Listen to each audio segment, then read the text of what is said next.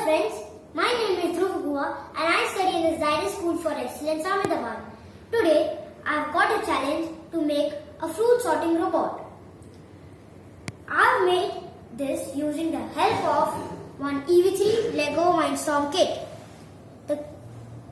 with one EV3 brick, two large motors, one medium motor and two color sensors. The task of this robot is to sort the fruits. The red fruit is the fresh fruit and the blue fruit is the rotten fruit. The task is that when it detects the fresh fruit, then it needs to move it to the grocery store. And when it detects the rotten fruit, it needs to move it. It needs to collect it in the robot and then it has to move it into the biogas plant area.